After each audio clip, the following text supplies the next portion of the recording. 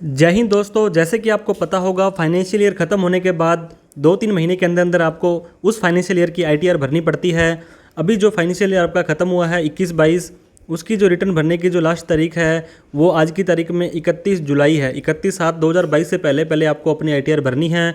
ये जो डेट है बहुत ही अनरियलिस्टिक है, पॉसिबल नहीं होता है काफ़ी सारे लोगों के लिए, क्योंकि फॉर्म 16 है वो काफ़ी जो एम्प्लॉयर हैं लेट इशू करते हैं और उसके साथ में भी बहुत सारा डेटा है वो अपडेशन पर अभी तक नहीं आया है। तो आपको एक न्यूज़ की कटिंग दिखाना चाहेंगे दोस्तों। 99 लाख रिटर्न ही फाइल हुए हैं। 17 दिन में 6 करोड़ रिटर्न भरने पड़ेंगे।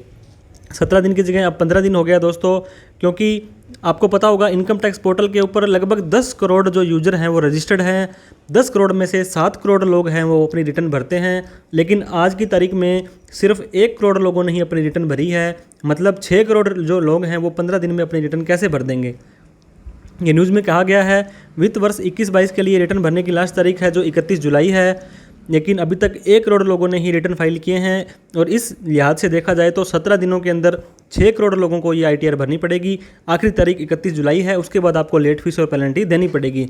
लेकिन दोस्तों, जैसे आपको पता होगा बहुत सारी ट्रेड इंडस्ट्रीज़ है हमारे यहाँ पर, जो हमारे टैक्स प्रोफेशनल्स की बॉडी है उन्होंने इनकम टैक्स डिपार्टमेंट को, सीबीडीटी को, निर्मला सीतारमन जी को जो हमारी वित्त मंत्री है उनको जो है लिखित में रिक्वेस्ट कर दी है कि ये डेट बढ़ाई जाए।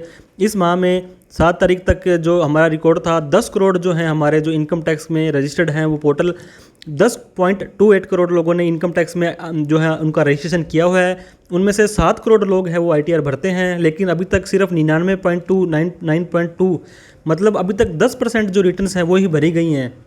ये एक एवरेज ले रहे हैं दोस्तों। जो इनकम टैक्स पोर्टल पर जो लोग रजिस्टर्ड हैं, पिछली बार की तरह 31 दिसंबर जो डेट हो गई थी वो तो नहीं होगी, लेकिन बहुत ज़्यादा चांसेस हैं कि आपकी जो ये आईटीआर की जो डेट है वो 31 अगस्त तक जा सकती है। इसके साथ में दोस्तों, कम आईटीआर जो है फाइल करने के क्या 3 कारण हैं।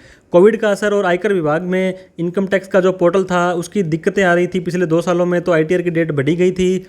ज़्यादातर करदाताओं को, बहुत सारे लोगों को ये कन्फ्यूजन रहता है कि अभी तो हमने आईटीआर भरी है हमारी पिछले साल की, तो अभी अगली साल की आईटीआर कैसे आ गई।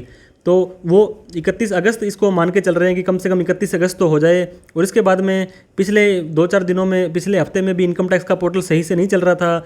उसका भी इनकम टैक्स ने ट्वीट करके इन्फॉर्मेशन दी थी कि हमारा पोर्टल सही नहीं चल रहा है। लेकिन फिर भी दोस्तों, अगर आपका डेटा रेडी है तो आप वेट ना करें और आप अपना रिटर्न टाइम से भर दें। टाइम से रिटर्न भरेंगे तो आपका टाइम से आईटीआर है वो रिफंड हो जाएगा।